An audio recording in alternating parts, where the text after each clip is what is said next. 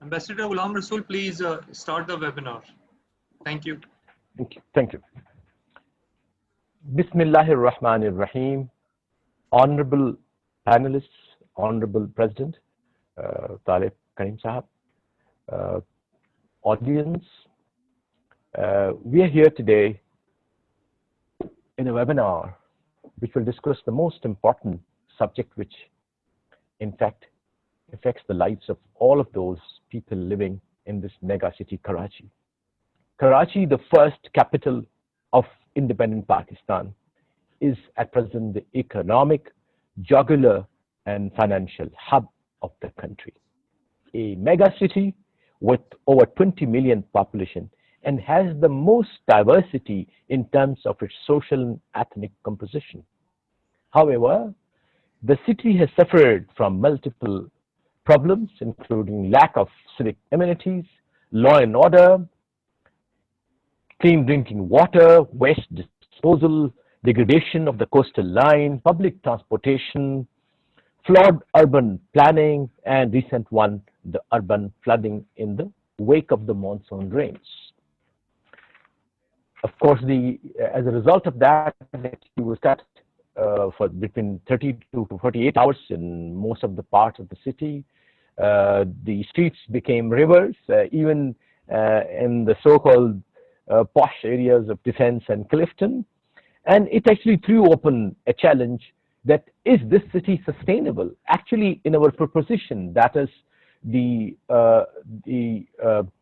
urban flooding in Karachi, reasons and remedies, is actually hidden the concept, whether how this city can be made sustainable as a healthy city, healthy in the comprehensive sense of city life. That is its economic life, its social life, transportation, public health, and all of that comes when you conceptualize a city.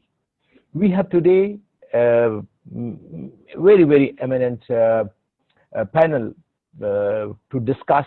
In fact, they are writers, thinkers, thought leaders in their own right. And as I was saying in my introduction before I joined up that they are not only thinkers, but they are actors. And I think this is where the distinction of this panel comes, that they are thought process, thought leaders, they are activists, and they are men of pen and action both.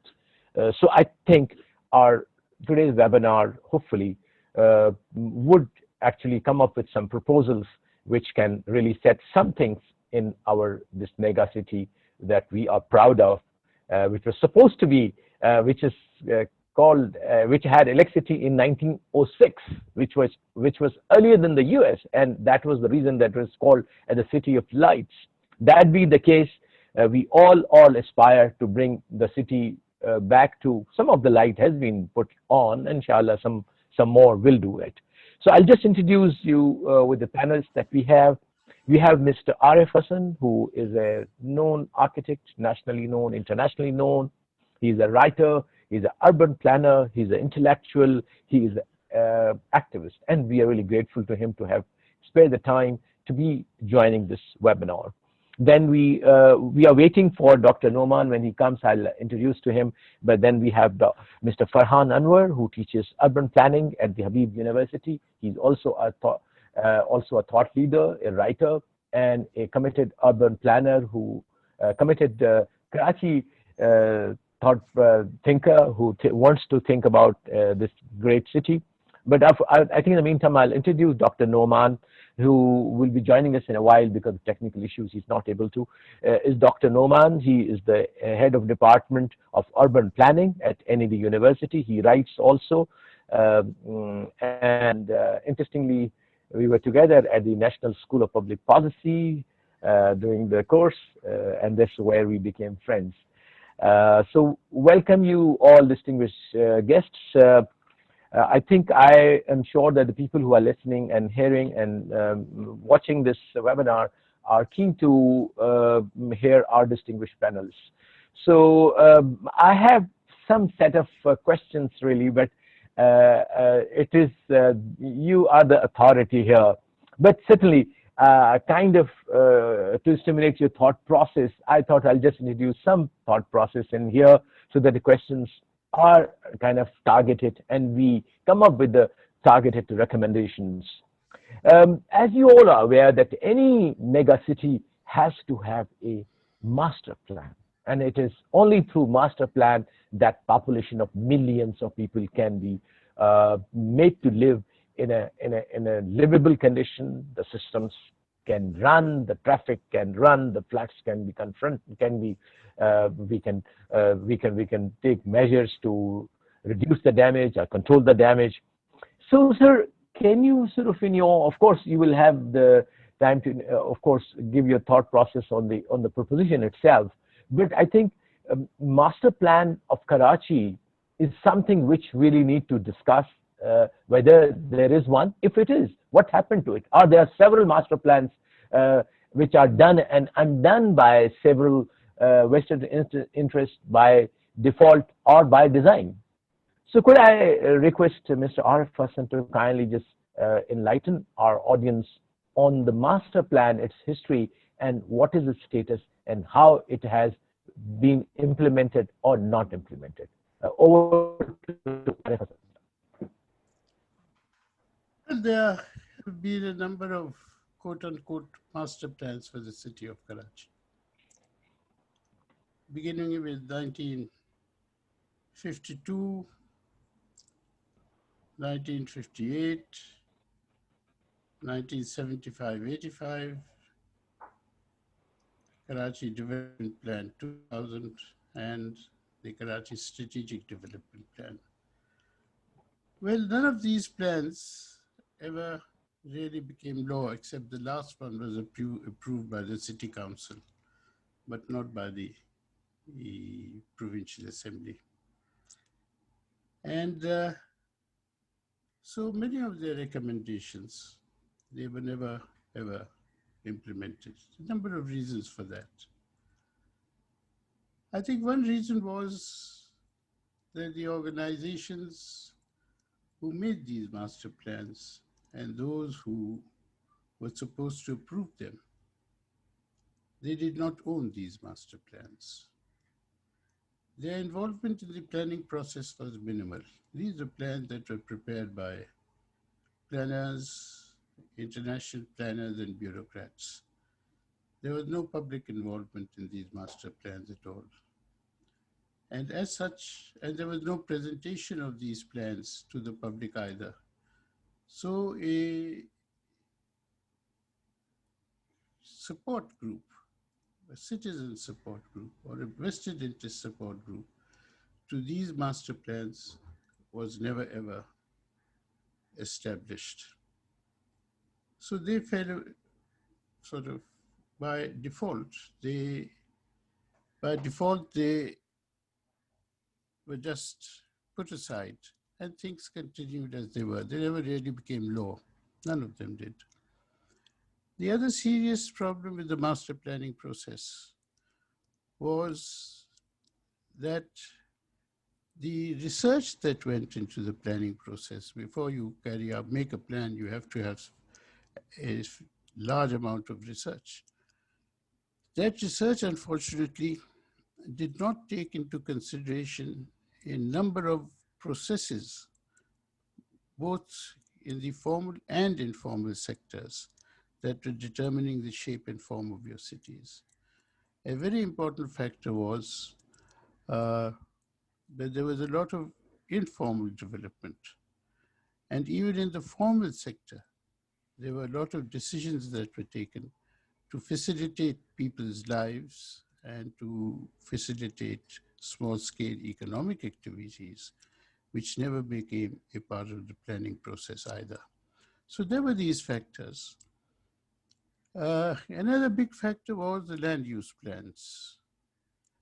They did not take into consideration. I was from the UN side, I was one of the evaluators of the Development Plan 2000. And our main problem with the plan was, and it was a serious problem, that the plan did not project in beyond 10 years into 4 or 5 very important ecological aspects related to land use, especially along the coast and in the northern areas of the Karachi division at that time. So these were factors that made master planning somewhat difficult. But there were other aspects also. To prepare a master plan in the old sense of the word for a city of this size, which is constantly changing year after year, is not a feasible option, because the plan will have to change. It will have to evolve constantly, deal with new aspects, new developments. Therefore, it is important to understand the city's growth, the reasons for it, the actors involved in it, and have a strategy to deal with it. So that is why the current plan was changed from master plan. The term master plan was not applied to it. It was in the beginning. It was changed to Karachi Strategic Development Plan. So you have certain strategies. After understanding the city, you have certain strategies that you adopt to deal with the issues. Here I'd say one thing, that the strategies that you employ are based on 2 very important considerations. One is the vision of the city. What is your vision of your city? And second, apart from vision of the city, which determines the strategy, is the forces that are determining the growth of your city. So the research aspect into the second point that I have raised lays the basis of the strategies. If that research is missing, then the strategies cannot possibly be appropriate. So in a nutshell, this is what has happened to our plans.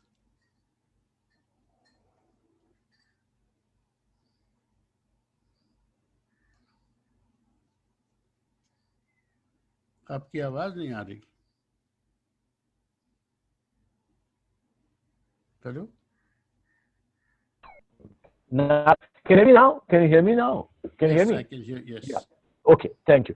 So what I'm saying that you have really given a great detail in terms of what should happen at the conceptual level, what should happen at the process of formulation of the master plan, and what should happen at the implementation level. So there have been sort of lots of lackings in terms of formulation of the master plan. It's the inputs that they come in with the research and public debate on it, and then obviously owning up the master plan. And then the most glaring, I think, aspect that you pointed out was that it was never adopted as a legal document in the provincial assembly of the province. So we come down and perhaps we can add all these issues as issues highlighted in the webinar, and then we'll come up with our recommendations. But before I go to a follow-up question, I will request, is Mr. Noman online with us?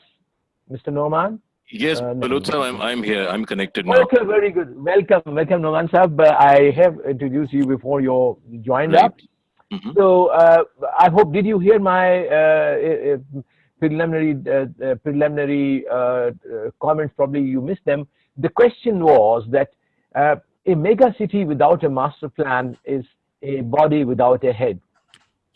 And if at all there was a head, but it was a flawed head, probably devoid of proper map in it, proper brain in it. And if at all there was a brain, but there was not much of input into it, the software was missing. And if at all there was a software, perhaps it was not the correct software which would have taken that master plan or would have made that head of the body that is the city move forward. So can we have your perceptions on a little bit of history of master plan as to what has been the saga of master plan of Karachi in terms of its formulation, its implementation, and if it's doing and undoing of master plan of Karachi, which has resulted into the mess that we are in. Could you have your comments, sir? Thank you, Baluch sir. And first of all, thank you for inviting me to this very interesting and useful panel discussion. First of all, let me give a general comment about cities and settlements. And since we eventually will also discuss urban flooding, that's why it will be useful to put the cities into context. We can define cities as man-made interventions in nature, and that is what Karachi has also been. That there was this region where there was little settlement, say about 300 or to 400 years ago, and then eventually certain reasons created the premise to have a settlement, especially during the pre-British times. And then the settlement of Karachi came into being and it started expanding.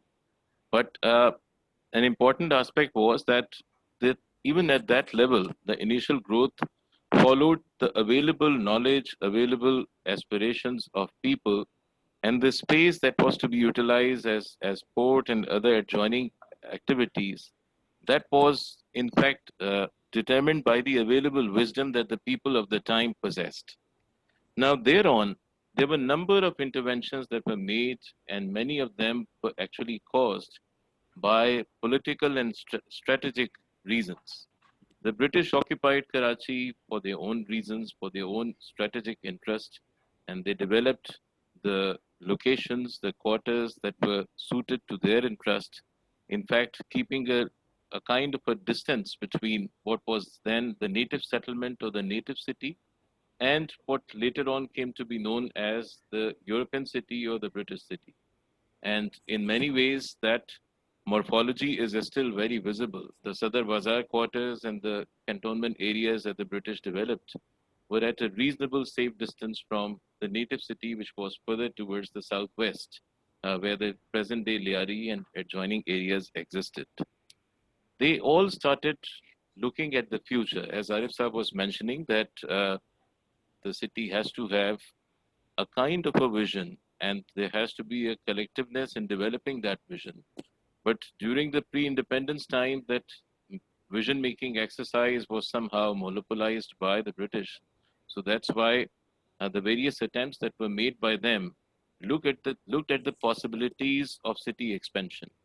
And just before partition, there was a plan prepared for the city by a British nobleman whose name was Colonel Swain Thomas.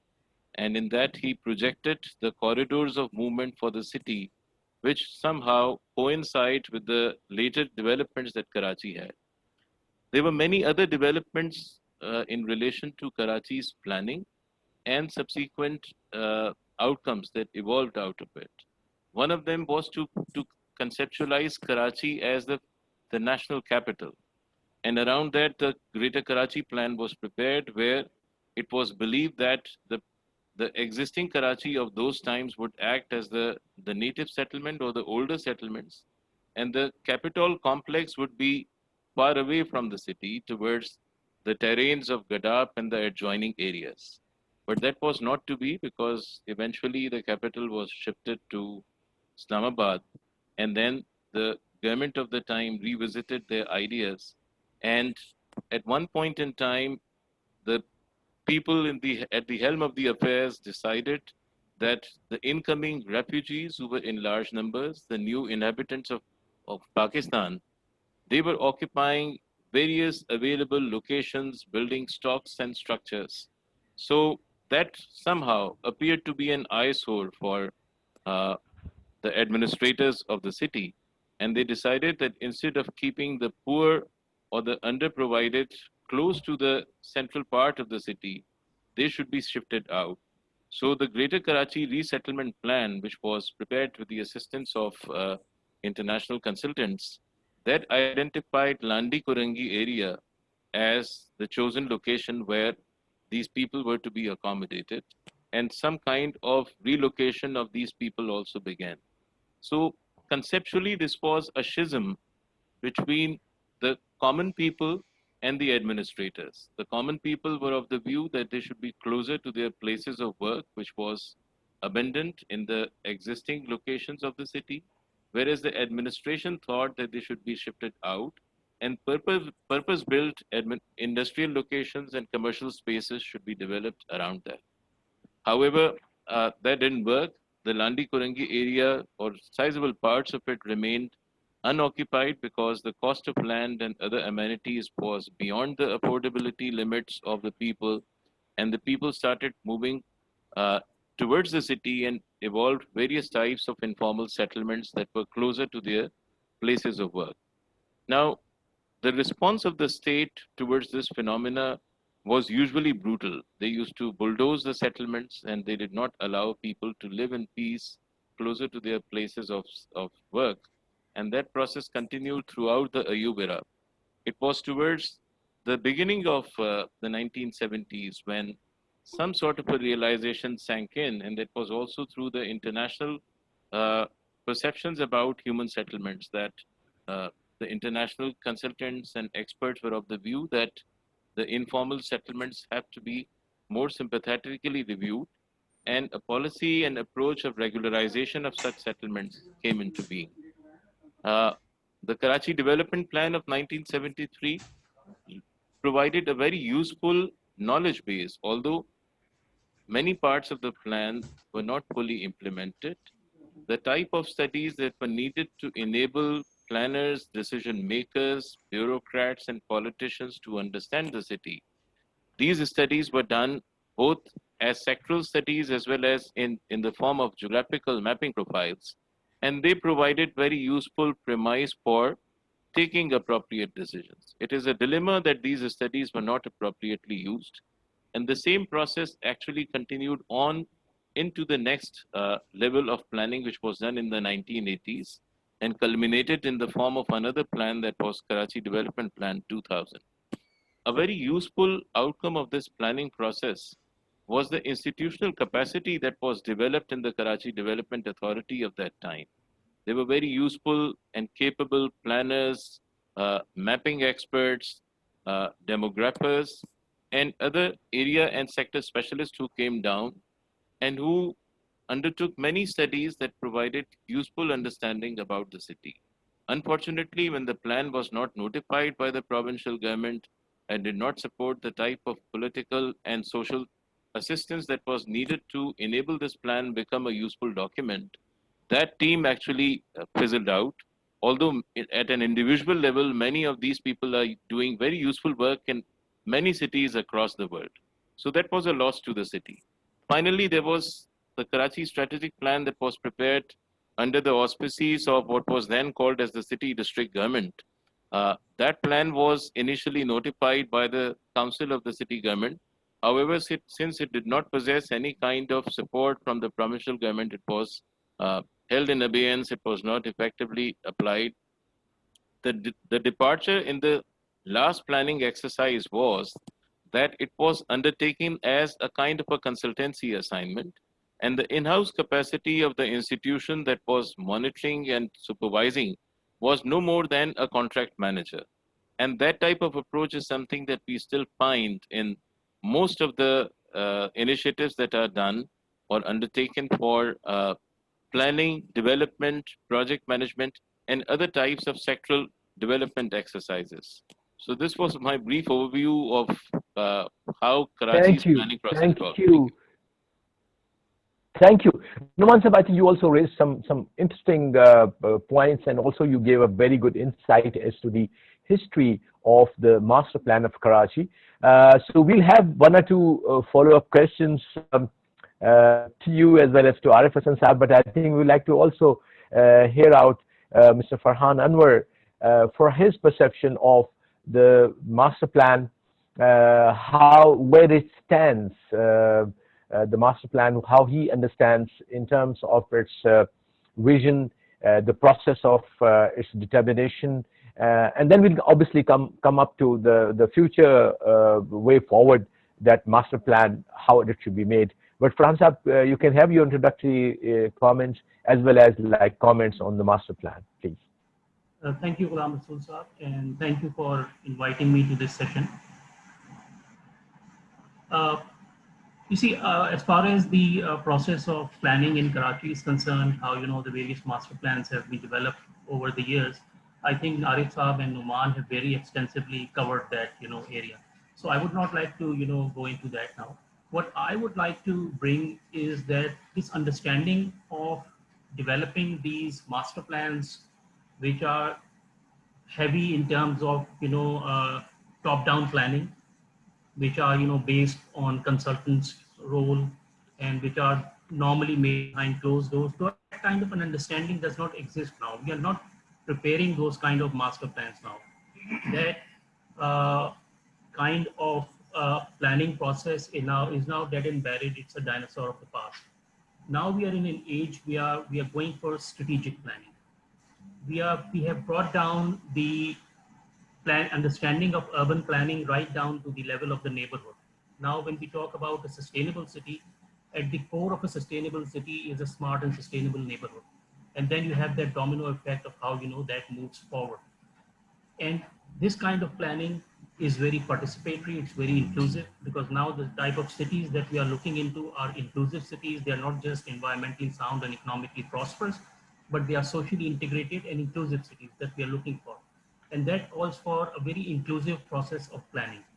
As Arif Saab very rightly said, when these master plans have been developed for Karachi, they have been developed behind closed doors by a team of experts. And even within those experts, there was very little coordination. You have a team of working on solid waste, you have a team working on transportation, there's a team working on housing, and they prepare their separate papers, they come together, and then whole report comes up. So that kind of planning is not happening now. The planning that is happening is strategic, where you are connecting the dots. And when we come to discussing urban flooding, I will explain that. When you try to look at solutions to problem of urban flooding in Karachi, so it's not just the drainage channels that you have to rectify. There are a number of other things related to it. So I think this is an understanding that we need to build, as we are also now aiming to develop another master plan for Karachi, I think 2047 or 2050. That kind of thought process behind developing these kind of documents will no longer work. It has never worked. And for now, in this changed understanding of urban design, how we conceptualize cities, how we vision cities, how we manage cities, that kind of understanding is just not going to work. We have to look for that strategic type of planning where, for example, if you are developing a mobility project, where you are, let's say, developing BRT. So BRT is not just about getting people from point A to B.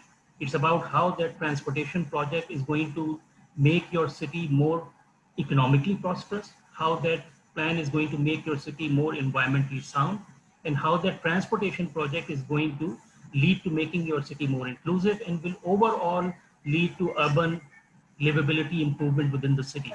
So how that transportation projects links with employment creation, how that links with creating more housing, how it links with rejuvenating public spaces, those are the dots that need to be connected. And for that, you need to have a very different kind of vision in terms of how you're going to be planning the cities of the future. And for a city like Karachi, which has such a complicated public policy and political economy context, the challenges are much more difficult. So I think this is the understanding that we need to look into. And with that, I would like to conclude, because otherwise, we are again going to come up with documents that are not going to work. Thank you. I think our discussion somehow is moving towards really strategic level, how to really reform the city, if you will. Of course, the urban flooding was one of the symptoms of that bad planning. So I think we will continue for a while on this very theme of the master plan. I think you gave a very good idea of a new approach, strategic approach to evolving the master plan, that is from bottoms up, not top down. That has been unfortunately the characteristic of our all planning, national and provincial. So how to really bring in this change in the thinking of our planning process? Arif, do you have any remedy where we bring this paradigm shift, if you will? I think that is what's being suggested by all of you, that unless we bring in that paradigm shift in our planning process, perhaps even if a master plan is made, would not meet the requirements of the present as well as the future. So what do you think, sir, we should be doing, Arif Hassan Saab, in terms of evolving a more forward-looking, futuristic master planning process for the city of Karachi in particular, and perhaps that could be replicated in other cities of the country as well? Thank you. No, Karachi is a complex city, and its planning has not reflected, whatever planning there was, has not reflected the processes of change that have taken place, both in the labor market in Karachi, in small scale businesses, trade. It has not reflected the problems of suburbanization. All these have to be looked at from the point of view of the people who live in Karachi and those who are affected by it. So if you are going to plan, you are basically planning for people. And people in the context of Karachi are overwhelmingly lower income groups and lower middle income groups. So you are planning for them. So you have to understand who serves them, what their interests are,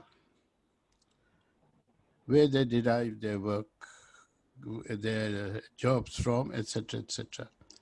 So one of the most important things that has to be understood about the city is who does what, why, and how in the city. Four W's. Four W's, right? Yes, for W's. Correct. Because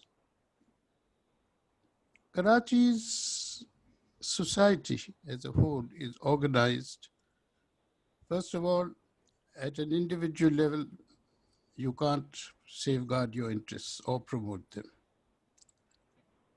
So you have to organize. This city contains thousands of organizations, shopkeepers organizations, solid waste management contractors, scavengers organizations, minibus drivers association. These, and there are thousands of them. But in broad categories that I tried to put them, there are about 106 categories. Okay. Now, in knowledge of this underbelly of the city, how it functions, where it derives its strengths from, where it derives, what are its problems, these have to be a part and parcel of a plan. Without that, you cannot really address the problems of your people. This sort of research is very essential. And as Farhan indicated, it has to be participatory research. You cannot sit down and make a questionnaire and that's it. So this understanding is crucial to both the vision of the city, and it is crucial also to future planning, future strategies, I would say, not planning. As far as the vision of the city is concerned, when all this was being discussed for the last plan, I was also a part of some of those discussions. And it was decided that this Karachi was going to be a world-class city. Now you can interpret that in 100 ways. And it was going to have investment-friendly infrastructure that was linking production areas with work areas through fast roads, which we built, underpasses, overheads, signal-free roads.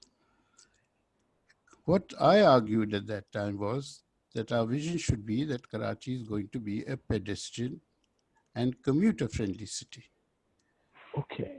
Now, the moment you switch over from that to this, the nature of projects and the nature of its financial inputs that goes into the development of the vision completely changes. We wouldn't have many of these projects today. On the other hand, we would have different projects. So this understanding of how the city functions and who does what, where and why, I mean, these are fundamental. This knowledge has to be fundamental to what Farhan was suggesting. Without this knowledge, you can't really plan for people. So, You can plan for roads and you can plan for infrastructure at an esoteric level, which we have been doing. But if you make the people the center of the planning process, their needs, their requirements, their involvement, then you need different type of research. And you also need a different type of academia. Correct. I think before I go to Mr. Noman, I'll just kind of comment on your article. It's very interesting that you pointed out, and it because, in fact, of what happened to the how this Kachra Kundi culture came in, and you so rightly brought out that there is a whole organization, there's a whole ecosystem, 100,000 people plus who are involved in this business. So they did not let the KMC people take out the garbage. Rather, they would, because scavenger would come and take out the garbage from there. But it resulted into the blockade of the drains and nalas. So you're so right. Unless we understand the socio-economic complexion of the society, probably we cannot plan cities. After all, cities are a space where a live socio-economic system exists. Why cities exist? It is not vice versa. So with that small little point and comment, may I ask Mr. Noman that how we shift from this top down to bottoms up paradigm shift in our planning for Karachi? Sir, Mr. Noman. Thank you, Baluch Saab. I just dwell for a few minutes on Karachi's physical reality, as Arif Saab has very aptly illustrated the social and economic composition of the city. Karachi's natural ingredients comprise the ocean, which is possibly the main reason why we have Karachi, being a port city and the contributor to its entire logistics support and assistance that it extends to the country. It has two rivers which have a significant role in draining both the natural rainwater and also now the entire sewage that flows into the city, largely untreated. We have a whole webwork of nalas and natural drains. We also have a very precious ecological asset in the form of mangroves and wetlands. And then we have the hill terrains which lie towards the north, northeast, and stretch all the way towards the western edge of the city. Now, it is very interesting to observe that the initiation of Karachi's development happened in the south, which is comparatively speaking a low-lying area. And it is also equally interesting that many of the posh and affluent neighborhoods of Karachi lie in the present-day south of the city. Now, till the time when there were no developments, there were no man-made interventions done in the rest of the surrounding territory, the city was taking care of its drainage reasonably well. But the situation altogether changed when the city started expanding, both in a planned and unplanned fashion. If you look at the man-made additions to Karachi, we find that we have two broad categories. One of them are the planned legal developments that you find in the form of various neighborhoods that were planned by different agencies such as Karachi Development Authority, Defense Housing Authority, Sindh Industrial and Trading States, the various cantonments that we have in the city, the Karachi Port Trust, the Port Qasim Authority, and so on. And by the way, they are all done according to the respective institutional objectives and their own internal needs and do not necessarily come together to one single combining plan or one single blueprint as such.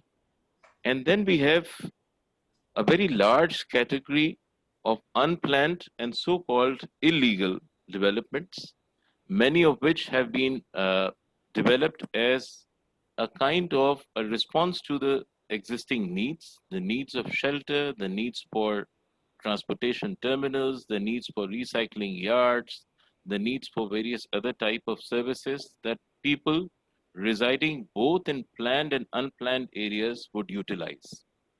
Now, as such, the present day city is a combination of these two broad categories of man-made developments. But since these developments, both the planned as well as the unplanned, did not, in fact, conform to the larger reality of the natural territory of Karachi, we have many, many problems. Today, we are probably going to discuss one dimension of that problem, that is urban flooding, but that is not all. We also come across other types of challenges such as droughts, such as heat waves, and many other types of calamities that the city, it, in fact, routinely, in fact, comes to grip with. And there are many invisible threats to the city, such as the earthquakes and tsunami and so on. By the way, just to remind this audience, the last time Karachi experienced a tsunami was in November 1945. And according to an archival record that we were able to lay our hands on, it caused fatalities to the level of 4,000 people. So imagine this number of 4,000 compared to the population of Karachi, which was 400,000 at that point in time. It was a very large number. So the tsunami modeling that my university has done, that has prepared many scenarios that in fact lays a horrendous picture in the wake of any potential tsunami that might strike the city, and that's not too unpredicted. So there is a whole range of stakeholders who, in fact, control or try to control these developments that I just mentioned. And it is so that many of these stakeholders in this tussle for control are able to overpower the others and usurp the rights of those people who exist and who inhabit the city and perform very useful tasks, both for themselves as well as for the communities and the larger city of which they are a part of. Very recently, the invisible capital that we find existing both within Pakistan and abroad has come to play and has become a larger catalyst for decision making. And this is one type of decision making that is changing the nature of developments, especially along the major corridors of movement that the city possesses, specifically in its hinterland. Just to give you a small example, uh, superhighway, or the M9 as we call it, has experienced many, many real estate developments, some of them properly planned and have a sanction of the state approval. The others evolved as informal enterprises but were later regularized by the courts of law. And that has set a pace in motion. Now, the question is that whether these developments that I'm talking about are respecting the natural ingredients of the city in the form of the drainage channels, the rivers, and the other various assets that are very important to sustain the physical reality of the city and to keep it going.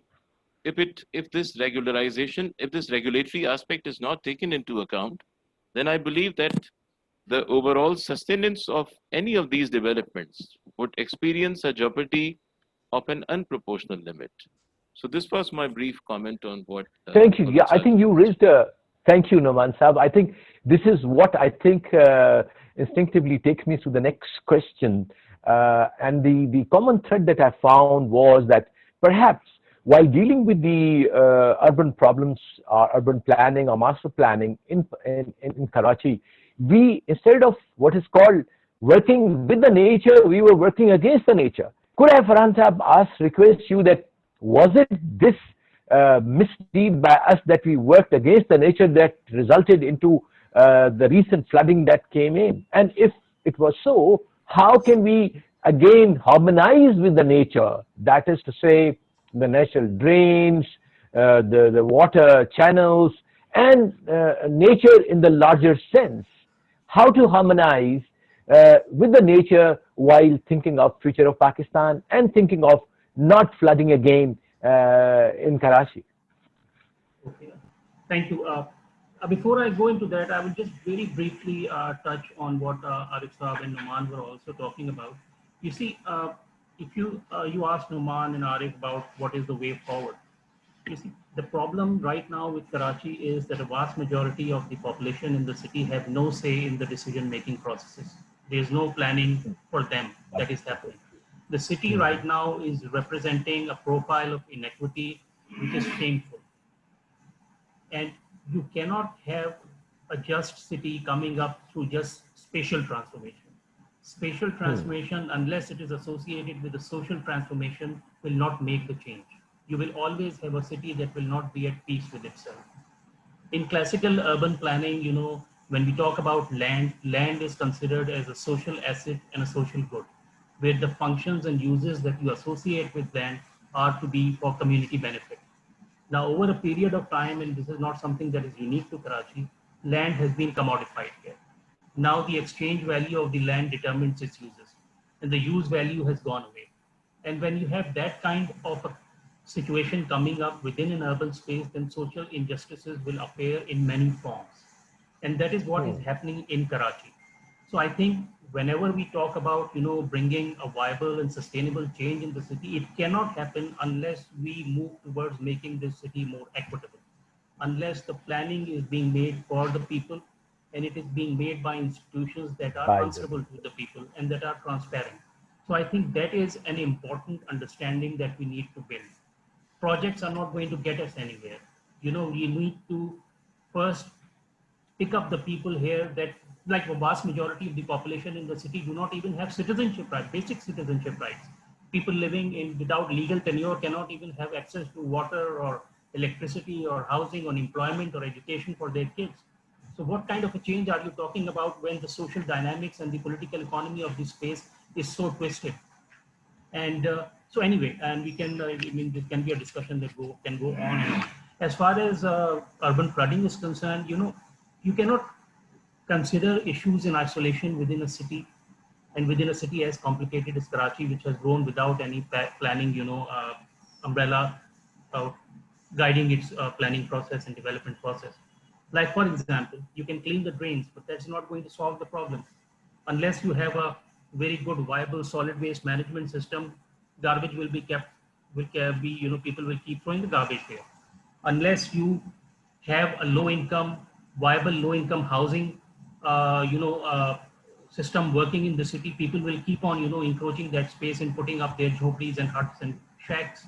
Unless you have a proper functioning sewage system in the city, people will, keep connecting the sewage lines to the drains. Unless you have a viable regulatory system working in the city, people will keep on encroaching the drains and building shops there. So you cannot consider these issues in isolation. You have to look at an overall governance rehaul of the city. And unless that is happen, I don't see any, benefit coming out of just cleaning the drains or coming up with KFO or KCR, or you can name as many projects as you can think of. Projects in a proper, viable planning process, strategic planning process, project is the last thing that we put in. And unfortunately, in Karachi or just even in Pakistan, we just think about projects without a pre-script or a post-script attached to it. And that is why they fail. They're not part of a larger vision that you need to develop. And in this case, you need to develop a vision for this city, which is a shared vision, where every stakeholder feels if there is a benefit coming out for them in this process. And it's not going to be easy. It's going to be difficult. But unless we do this, and that can only happen unless once we have a political consensus between the key political entities and decision makers that are right now having a claim to the city. The vast majority of the population does not have any claim to this city. So those that have that claim to the city now need to rethink. They now need to, for example, how are you going to do all this unless you have the institutions in place? ये सारे projects की हम बात कर रहे हैं, our institutions are totally bankrupt. Whether we talk about the institution of water or solid waste or land or regulation, they're all bankrupt institutions. It's like kicking a dead horse. You have to build those institutions again. And that cannot happen unless these institutions stop functioning as battlegrounds for political contestation and conflicts between the key political entities that exist in this city. So I think we need to, just go beyond these very, limited understandings that we type of develop, that this project will come and it will resolve the problem. It will not resolve the problem. This city needs a major surgery, and that can only come unless we have that kind of political consensus that needs to, change the city into something that is livable. Thank you. I think we are moving towards a process or a line of thinking that it appears that Karachi, under its present model of Yes, governance. sorry, just one more thing, if I may add, Ghulam Yes, Rasool please, sir, you were please, go talking ahead. about nature. You were talking about nature. Yeah, Just one nature more thing, versus, if I add. in Yeah, harmony with the nature, and when we against, talk that's about what we call flooding, it. when we talk about Hmm. flooding, a major reason why our roads and arteries are serving as carriers of these daryas and rivers is because we have done away with our green spaces. Green spaces act as natural infiltration basins, and the more you concretize your city, the more paved you make your city, then you are going to be adding to that. So, for example, green spaces are a buffer against climate change. They are buffer against urban flooding. They are buffer against extreme heat events. And we are doing away with our green spaces in a way that is just shameful. So I just what I wanted to add because you were talking about. Yes, I think you're right. You're right that unless the thinking process comes down to working with the nature, not against the nature, probably any kind of technically very advanced planning would not work. But all that has to do with the governance, the way the city governs. My no question again to all three of you, and starting with Arif Hassan Saab, is that is it that the model that we're following in Karachi of governance through a metropolitan one mega organization has failed? And are we? Do you think we should think of other small, very powerful satellites? Uh, uh, of course, the satellite cities are developing all around Karachi. But is it that we have to also think about a decentralized model of governance which is sustainable? Because I think the crucial question is the sustainability Karachi as a vibrant, as a just city. I think is a very good concept that Farhan Saab gave, and I think in the vision we should mention and inject this idea: a city which is just for everybody. So, how that model you visualize can move from this centralized, politicized model of governance to a apolitical and with full capacity to work, which is decentralized enough but harmonious enough not to harm each other in terms of various part of one part of the city harming the other part of the city. I'll also come down, I think before I forget, please Noman Saab and all three of you, that how this development of Karachi towards north, that is towards on the highway, will impact Karachi life. I think we have to also think about it. But before I go on that, Arif Saab, can you give us what is the alternate governance model that you think Karachi can think of and adopt to? Arif Saab. Actually, there are two parts to this, really. First of all, in my opinion, there has not been a diagnosis of Karachi's problems. There have been a lot of generalizations, but you can always generalize. That is not it. It needs a serious diagnosis, and I suggested that on when, where, why, etc. I don't think that uh, we can really plan on generalizations. So first of all, a diagnosis is necessary, a serious diagnosis. And it's on the basis of that serious diagnosis and a consensus on that diagnosis that you can talk about a political consensus eventually, if at all. So that's one aspect that I would like to bring forward. Secondly, you don't live in isolation from the rest of the world. This whole pattern of development that emerged in the late 80s and 90s, the build, operate, and transfer basis of development, the direct DOT. foreign investment issue, we changed, through which we moved away from planning onto projects. The slogan, it's not the business of the state to do business. I can go on with all this. This completely changed our manner of thinking about cities. It changed the nature of investments. The public-private partnership projects that were supposed to change our world have only changed the project itself. They have not had any impact on The the city citizens. as a whole. Ek chota sa ho gaya, ban gaya. In the same manner, the way you look at a city also changed. You moved away from an overall vision of the city to a predetermined vision that was dictated to you. Now, all these are important factors. We have been governed in our views, we have been governed in our projects, we've been governed in our planning processes by forces that were beyond us.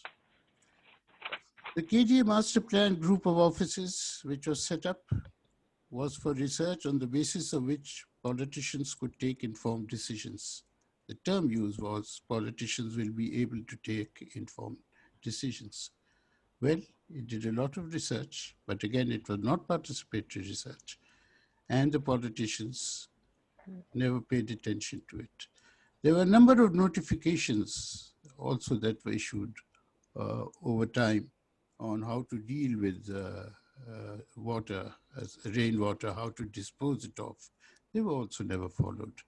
So it's not that we did not look at these things, but it's simply, as Farhan has also put it, it's simply that the institutions that were supposed to implement these things, those institutions cease to matter.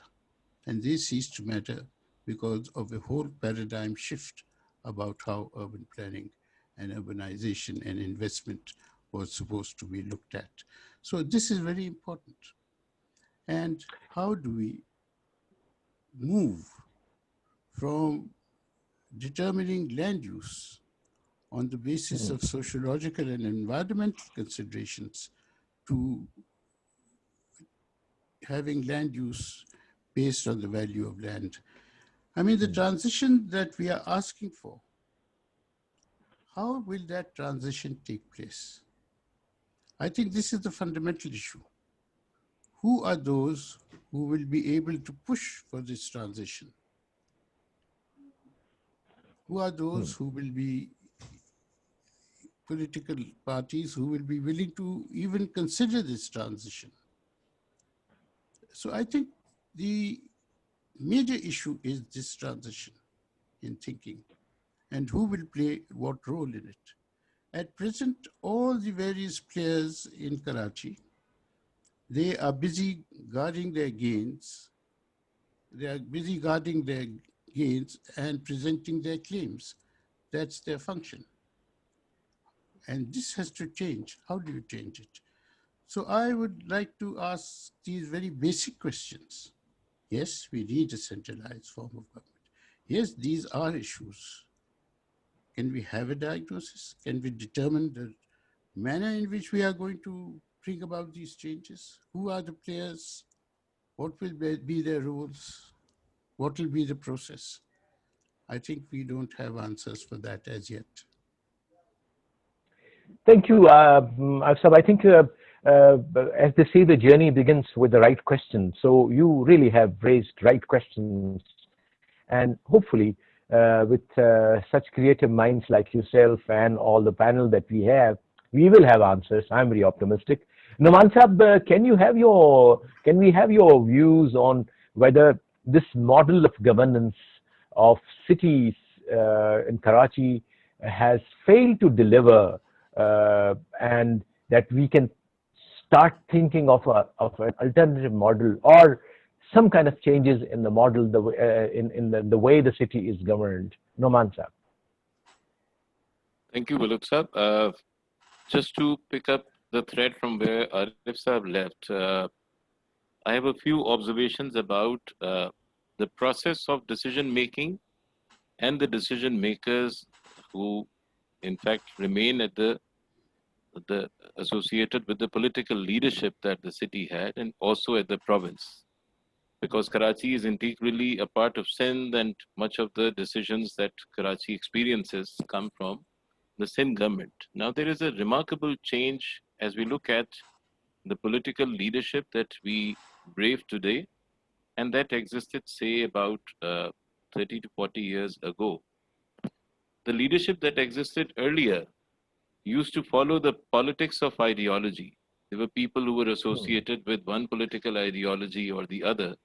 And since they did not want to extend their role, that's why the institutions that were created already, or the institutions that they were able to create themselves, they were allowed to function on some kind of an institutional independence, and it was possibly because of that reason that the tasks that they were able to execute were of better quality, and the type of human resource that they were able to engage was of a higher quality. And there are many, many evidences to suggest that this was the case.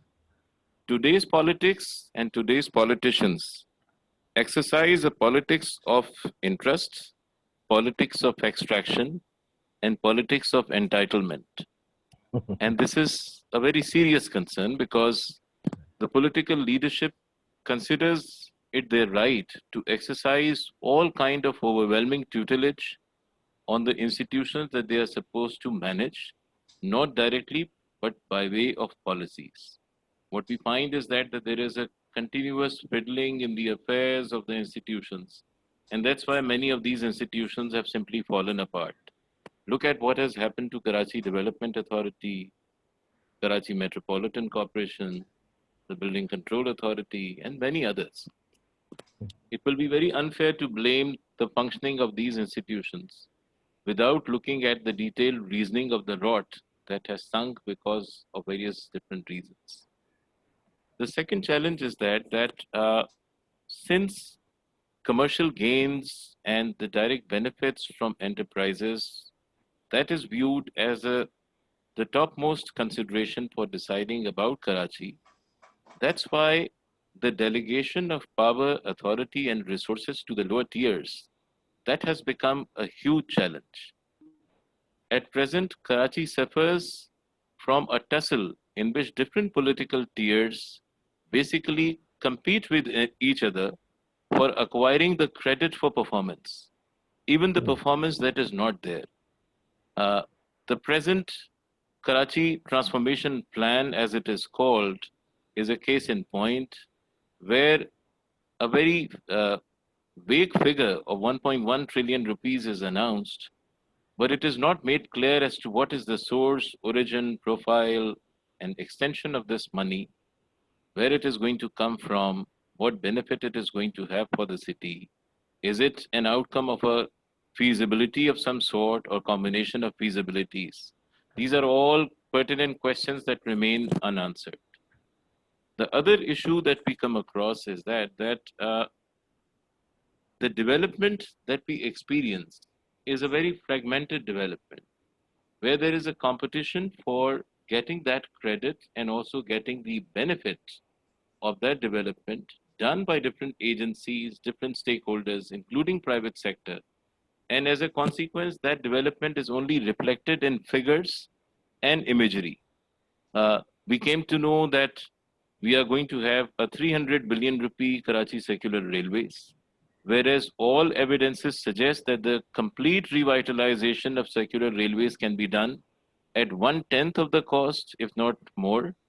We are given the figure that we will have a bulk water supply project at the cost of about 170 billion rupees, whereas we all know that this could wait, and the top priority for the city's water supply is a rehabilitation plan for the existing neighborhood level water supply conduits, and that can happen at a fraction of the cost that is mentioned. And in fact, another issue that continues to affect us in this reference is that the institutional capacity that many of these agencies possessed, that has become completely eroded. And this capacity cannot be generated until and unless these agencies become the top choices of the available human resource, capable human resource together. I just give you one example that some time ago, the Karachi Water and Sewerage Board announced vacancies. And I just interviewed some of the high performing engineering graduates. And I invited them that why don't you just apply for these jobs? And all of them simply refused. And they said that it is no worth of their capacity, no worth of their professional acumen to associate with Water Board because it is not an agency which could give them a kind of a better social status in the society. This was not the case 40 years ago. The top engineering graduates or the top professionals would take pride in associating themselves with the public agencies, and they would want to work with them and have a career in these agencies. But that type of an incentive is completely gone. So until and unless we create a premise and enabling environment where some of these institutions that are supposed to perform and deliver services to the citizens, their imagery, their capacity to absorb better quality human resource is improved, we will not be able to get good quality personnel, and eventually the citizens and the city would suffer. So that was my brief comment on your point. Thank you. Farhan Saab, can we have your take on the model of governance? I mean, I know there are political aspects to it, and we wanted to really confine our discussion to the technical and professional issues. But I think when we talk of governance, I think the political aspects do come in. So can we have your take on the governance model of Karachi, whether the existing model has completely failed, or can it be improved, and what is the alternative for the city governance? I personally feel, Ghulam Rasool Saab, that Karachi definitely, yes, needs a new vision, a new kind of a governance model, where I feel that the role of the government has to be redefined. Yes, we need a strong government, but traditionally the role of the government has been understood as that the government is provider of all services. Now, overall, globally, this kind of understanding is changing. And the subtle shift that is coming is that government is now not being looked at as the provider of all services, but the government is being looked as the guarantor to ensure that all are provided for. So when we consider this subtle shift, it basically opens up a number of new opportunities of coming up with innovative ways of managing your cities. You can go for public-private partnerships, provided that the government creates that kind of solid regulatory mechanisms in place that can ensure public interest. You can work number of ideas with communities. You can open up multiple new models of governance. Like Karachi, for example, right now in here, I might maybe at odds with the normal narrative that is going on here, is that Karachi right now is a highly decentralized city, and it's also a highly fragmented city. There are multiple layers of fragmentation that are across socio-economic, ethnic, linguistic, religious lines, and political lines.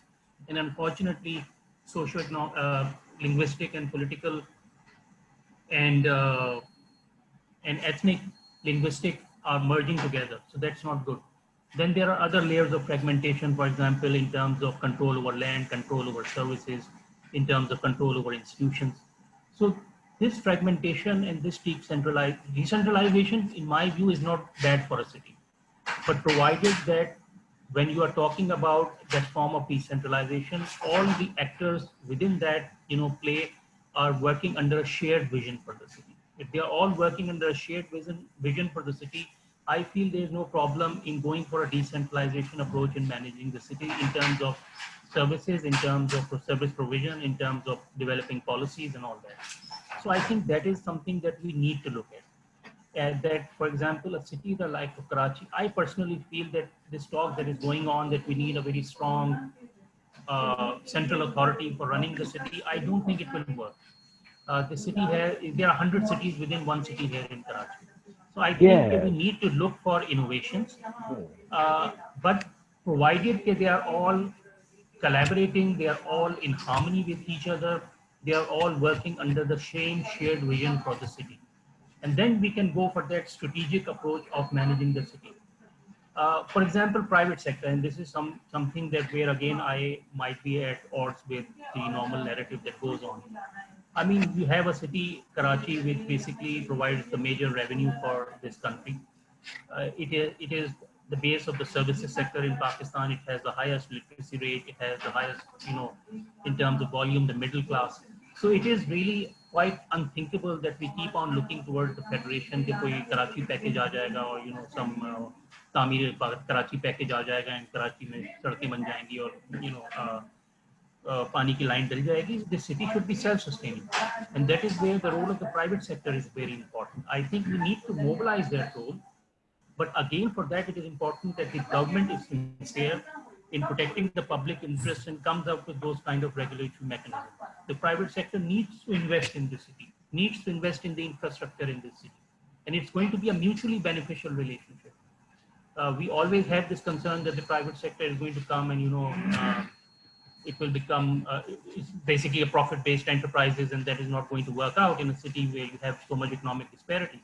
But this is where you pick and choose in terms of what kind of services, what kind of functions, what kind of investment that you are looking where the private sector can come in, where public-private partnership models can come in, and the role of the community can come in which areas you can run community-based models. So I think we need to live beyond this very focused understanding that Sarkar sab kuch kar degi and the government will resolve all the problems. But I don't think it's going to happen. And Noman very rightly said, who is going to be sending their children, to function in TMC and KWSB and KDA and whatever.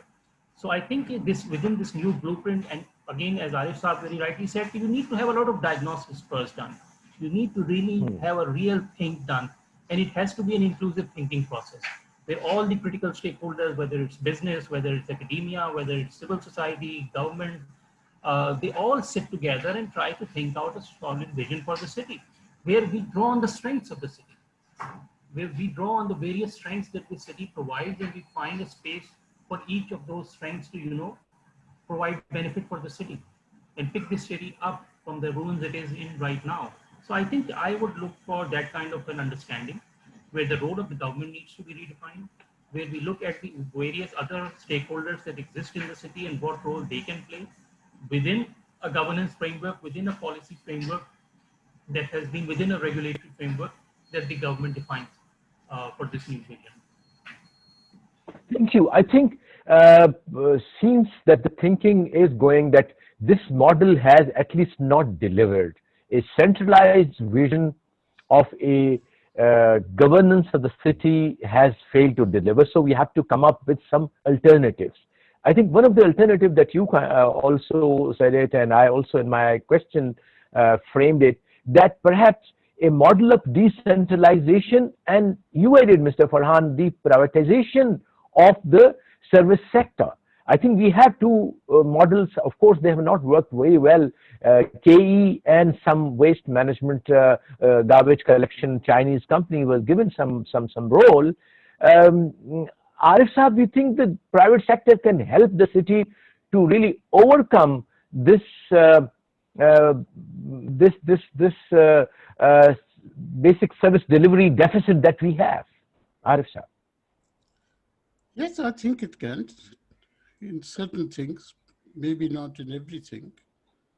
It depends on the regulatory system and how it is managed. If you take Karachi Electric as an example, I think it has violated many of the agreements that it had with the state. Yeah, exactly. So, True. and serious violations. So what did the state do about it? Nothing. With the Really. result, yeah, I mean, nothing actually. They kept saying we'll send so-and-so to prison, but if he goes to prison, so what? I mean, that doesn't solve the problem. True. Similarly, if you look at water supply systems today, I would say that water supply is highly privatized at the neighborhood level. Yeah, it is.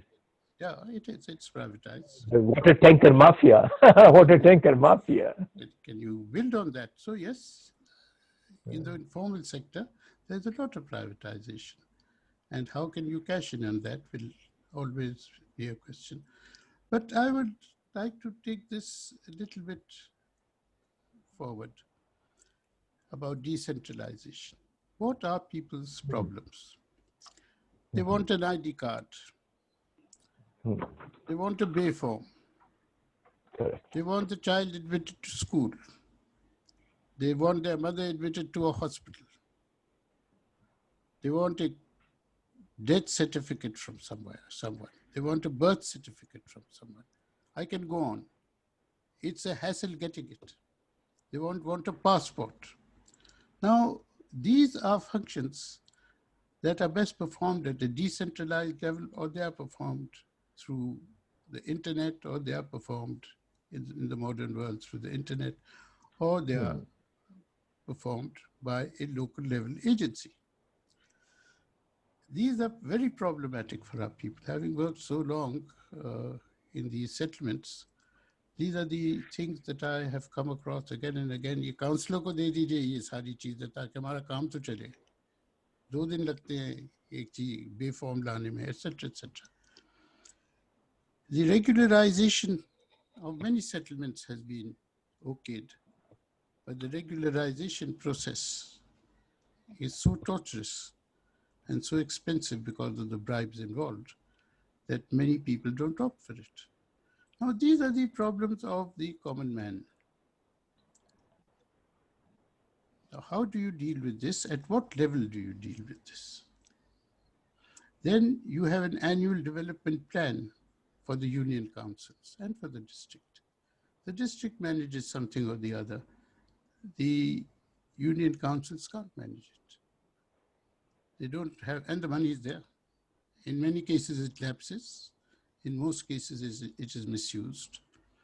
Now, these are issues that will have to be resolved if you want the public to be happy, if you want the money to be utilized in a manner which helps the people live a better life.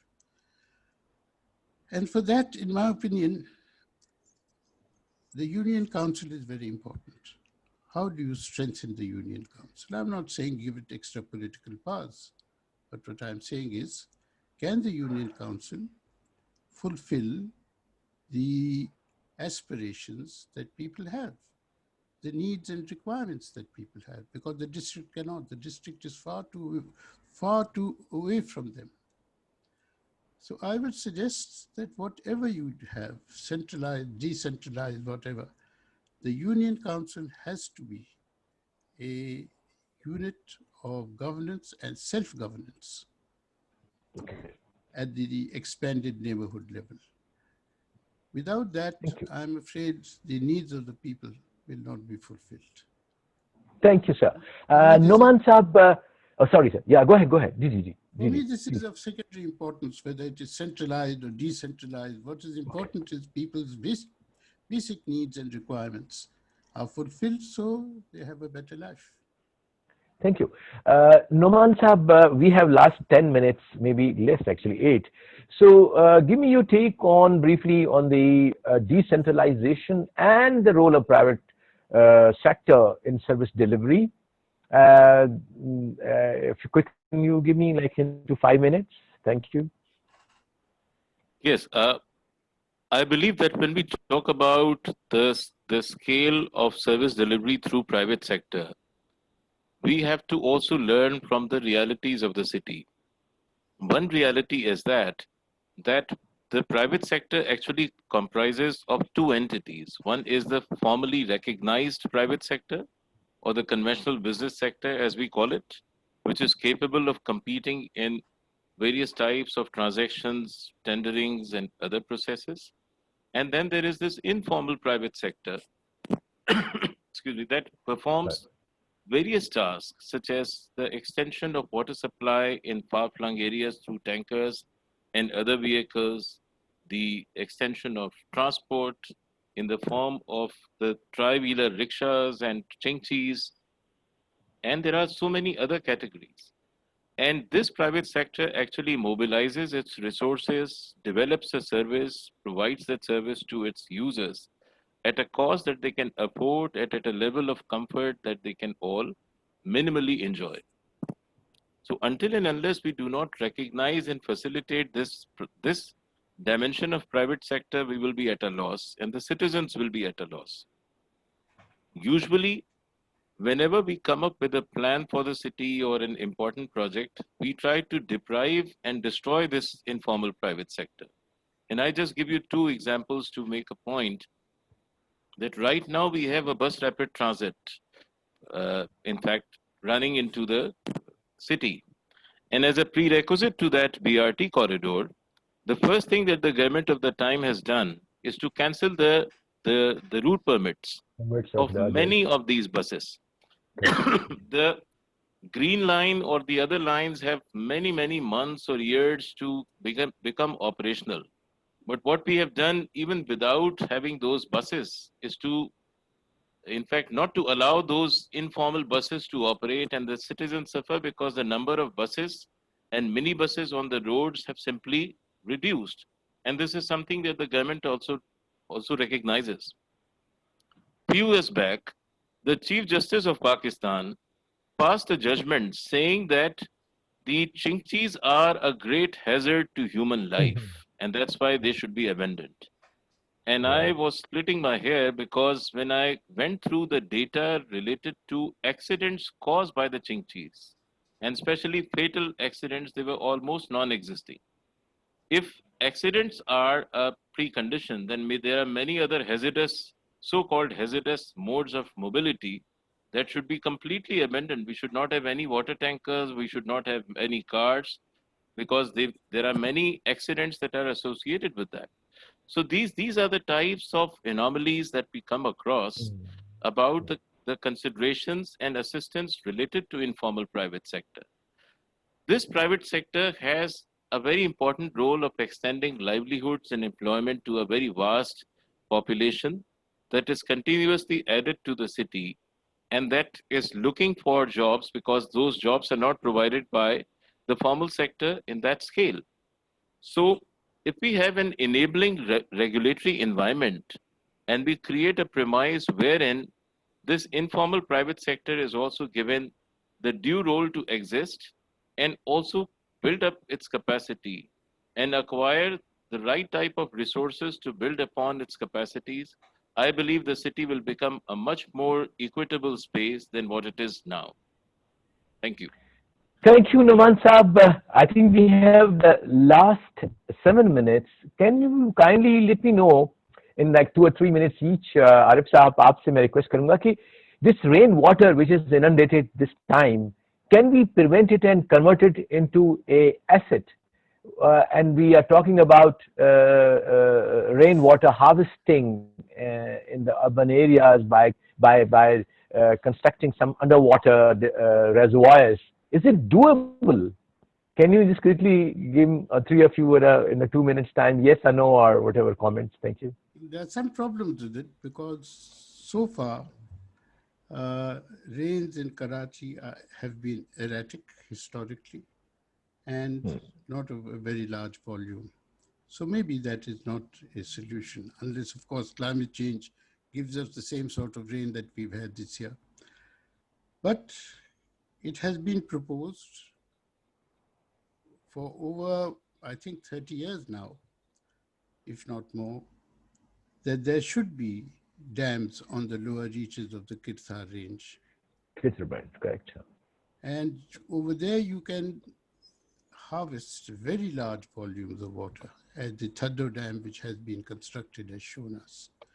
And that would considerably reduce the pressure of rains on Karachi, rainwater on Karachi, and recharge the aquifers also that we have lost in the Mole River and the Madi River.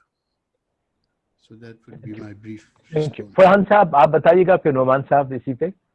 Then we'll conclude. Yeah, I'll just endorse what Arif Saab has said, that I think we had groundwater resource needs to be recharged and the aquifers need to be recharged, and the Mali River Basin, which used to serve such a useful purpose in terms of farming and everything. So now, we find water at 400 feet or something, whereas you earlier could find it at 40 feet or so. So I think we need to create mechanisms so that our groundwater resources, subsurface resources are, recharged and can be used for, more productive purposes. But for that, first we'll have to, stop the site being used as a quarry and for, reti bajri utane. Okay. Noman साहब आप बताइएगा जरा क्या समझते हैं कि is it possible ये जो proposition है of rainwater harvesting? I believe that that's very sensible because rainwater harvesting requires a substantial amount of space, land. And in the hinterland of Karachi, where the proposals for these dams is actually proposed, that exist. And there are series of dams that are being under consideration that, the sooner they are implemented, the better. In addition to that, I would like to also suggest that if we create small scale pilot projects for various settlements, of converting some of the idle lands into rainwater uh, reservoirs, that could be very useful. That will help, in fact, utilize this water for any kind of landscaping and plantation support that the municipalities are often grappling with. And one can come up with many studies that are already done in this count. Very recently, we were informed that there are 1,578 idle playgrounds in Karachi, the total area of which comes out to be something like 9,000 acres of land. Now, Okay. these are public properties that belong to the municipality or the same government. They can very easily be converted into the reservoirs, firstly for groundwater recharge, and probably we can also consider constructing some low cost reservoirs for retaining more of this water for future utilization. Ironically, 60% of these playground plots lie in areas that are extremely water deficient, places like Baldia town and Urangi extension and so many other places. So I believe with some administrative intervention, many of these land resources could be put to better use. Thank you. Thank you, Noman Sab. Almost we have now last 2 minutes, and one of my jobs is to also get maximum from the intellectuals and experts who come on the panel. Just give me brief. I mean, there's one vision that Mr. Farhan, I really loved it. Loved it was about Karachi, to have a just city. So, do you have any short vision for the city? What kind of city Karachi you visualize in the 21st century, Noman Sab? And then Arif Saab and Farhan Saab, apart from being just city. Yes, please. Let me give you a very interesting episode from a city which is far away from Karachi, that is Sydney. A Hmm. group of academics actually came up with a project called as Digital Democracy. And in that, Mhm. they created a platform in which the choices of services, the types of municipal expenditure, and other similar attributes were digitally discussed, debated, and many of the Excellent solutions idea. that were formed were passed on to the respective municipal agencies. So Excellent Pakistan idea. and Karachi is very, very digitally literate. Even the people belonging to the underprivileged strata, even if they would not Hmm. possess a bread to eat, they would have a mobile phone. So we can Right. utilize the power of technology and see that how it can work to create a democratic space for a more just and inclusive decision making. So that's my two-liner in this Thank you. aspect. No, good take, good take. Yeah, yes, Arif Saab. आपके तो खैर Yeah, पूरा vision है about the I social think that's a equality. bit, no, for me, what is extremely important is to aim at, in any manner possible, to get rid of this strong anti-poor bias in planning and policy. Beautiful. This An is inclusive city. Are this you is suggesting inbuilt. an inclusive city? Yeah. I am An suggesting include. inclusive, but there is this bias which prevents an inclusive city. Hmm. It's a strong Okay, bias. great. Okay, great. Farhan Saab, just I'll, city, yeah. inclusive city, Hmm. Well, digital democratic city. I'll just add on to what Arif Saab said. And I think that I would hope and I would pray that the philosophy of planning and urban development that follows from now is more in the mold of what is called social urbanism, an experiment of which was also carried out in the city of Medellin, which can serve as an example for us in Colombia. A city Hmm. which was considered as the most violent city in the world was known as the Machine Gun City and was the headquarters of Pablo Escobar, the Okay, biggest yeah. drug baron in the world. And now it has become a tourist destination. And the mayor there, carried out this experiment of social urbanism where the maximum investment was made in areas which were the most deprived, and they came up with iconic architecture of, for example, library parks project, metro rail project, number of other projects. So the investment was basically made in the most deprived regions uh, of the city. So yeah, maybe my hope is that we move towards social urbanism now and Thank stop you. talking about a world-class city. Yeah. Thank you so much, all of you gentlemen, for a most stimulating, very, in fact, strategic thought process, uh, including technical input that you kindly gave. I'll just uh, close by saying that Karachi is visualized as a digitally democratic city, a just city, an inclusive city, a city which is in sync and harmony with the nature. Thanks a lot. बहुत शुक्रिया आप लोगों का. Thanks a lot. आपका Thank you, sir. शुक्रिया ambassador साहब, thank you very much. Thank you, sir.